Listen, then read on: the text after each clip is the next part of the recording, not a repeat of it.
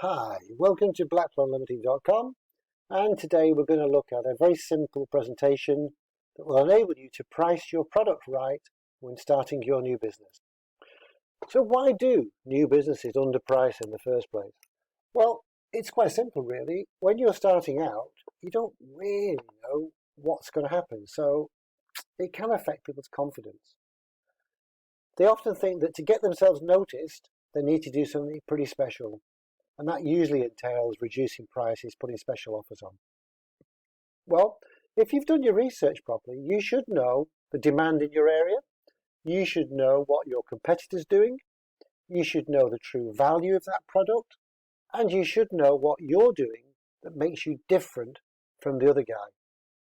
You should know the real worth to each customer of your product or your service. Remember, you're not going into business to be second best. You're going into business to be the best.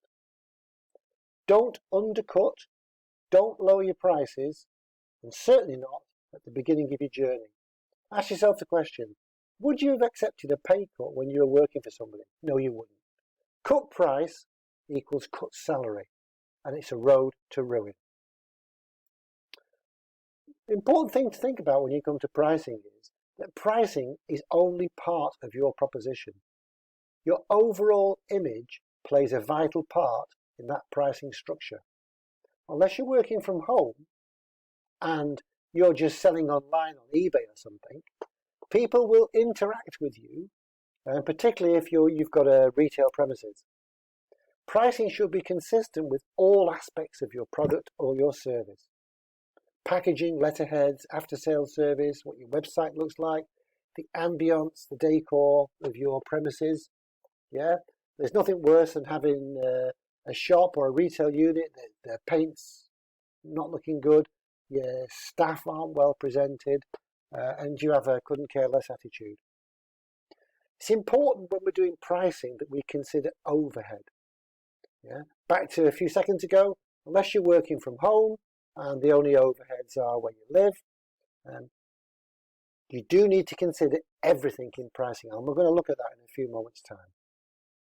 If you're offering something unique, bespoke, out of hours, a one-off, then charge accordingly. The more you make, the more you can invest. A quick checklist. Work out the true cost of your product or your service. Work out the break-even. Find out what your customer's prepared to pay. Look at industry standards, look at your competitor, maybe do SurveyMonkey, maybe do some social media. Find out as much as you can what the elasticity is of your product. What are people prepared to pay? And particularly if you're going that added extra mile of offering a bespoke service, maybe evenings, weekends, lots of things like that. Check out your competitors' prices daily. If you're not going to make a profit, don't do it. If you've got lines that have been there for quite some time and they're taking up space, get rid of them any way, shape or form you can. Yeah? Time and space equals money. If you don't make a profit, you can't repurchase goods. If you don't repurchase goods, you can't sell goods. If you don't sell goods, you can't make a profit. It's a vicious circle. Always be prepared to make changes to your range, to your offering, to the days of the week, to the hours that you open, and so on. Always keep an eye on what the other guy's doing. Because at the end of the day, you may be doing everything right, but somebody else may be doing something more innovative and maybe perhaps doing something better. Let's have a look at a very simple spreadsheet that's available at BlackpoolUnlimited.com. Go to Get Started, go to Toolkits, and you'll find this spreadsheet. It's free of charge, no cost to you. All the cells are unprotected, so you can type in, what your products are, what the cost of your products are, how many you're going to make, and so forth. So in this case, we're going to make 50 t-shirts.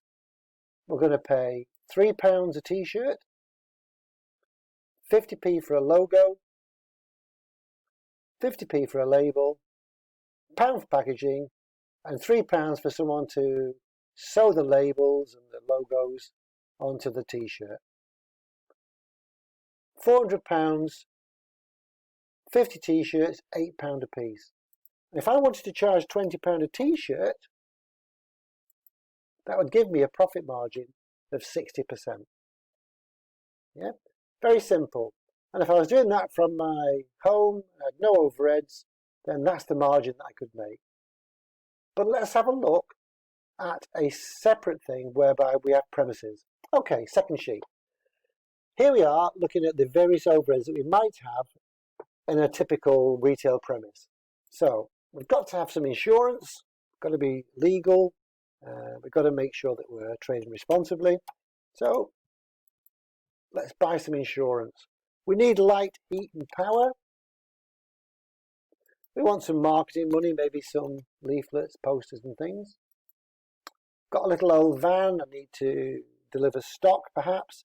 Might do some car boot, might do a market. So some diesel, some tax, etc. We need a mobile phone. So let's allow ourselves £500 a year. We need broadband. We're going to sell online, take orders.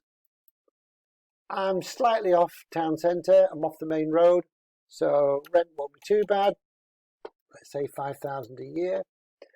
More importantly, how much money is my personal survival budget? How much money do I need in a morning to earn so that I can sustain my lifestyle?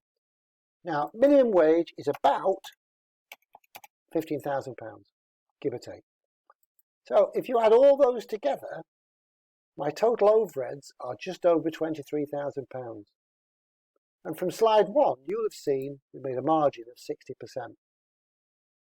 My break even, therefore, is £39,000. That's to sustain a lifestyle where I earn £15,000 per annum. If I work 48 weeks of the year, give myself Christmas, New Year and a couple of weeks holiday, I'm very generous today, that means I would need to earn £813 per week to sustain my living. Well, at £20 a t-shirt, I'd need to make an average of 41 t-shirts per week to earn £15,000. But let's assume I actually need £20,000. Circumstances have changed since I started thinking of this. Well, as you can see, that's had an impact where I now need to do 49 t-shirts a week. Yeah, the new break-even's 47,000. And it could be that that's just not attainable. I just can't do that. What could I do about it? Well, maybe year 1, I can work from home. That's going to bring down my requirement to 41 a week. Well, if I'm at home, I might just need to tweak my insurance at home.